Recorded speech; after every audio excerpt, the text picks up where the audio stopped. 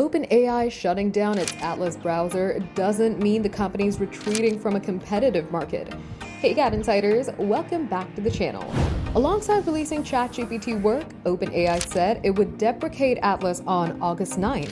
And because some headlines were like, the ChatGPT browser is already dead, and OpenAI is shutting down the ChatGPT Atlas browser only months after its release, people on social media took it as an opportunity to round up a number of other dead OpenAI initiatives. Now we know OpenAI has been working on a so-called super app that would bring together ChatGPT, Codex, and Atlas browser under one roof. And that's why OpenAI even redesigned the ChatGPT desktop app. Now it allows users to converse with ChatGPT, delegate tasks to Codex and ChatGPT Work, and surf the web through a built-in browser. You can access the browser through a shortcut on the top right of the interface or by pressing Ctrl, Alt, and B at the same time.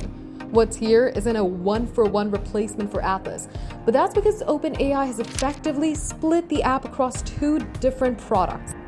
Along with ChatGPT Work, the company also announced an update to its Chrome extension.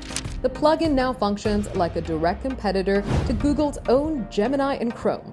After you grant OpenAI permission to gather context from the page you're viewing, you can ask ChatGPT questions about the content and start longer tasks from its prompt bar. So yes, Atlas is going away, but it's not like it's leaving behind a void.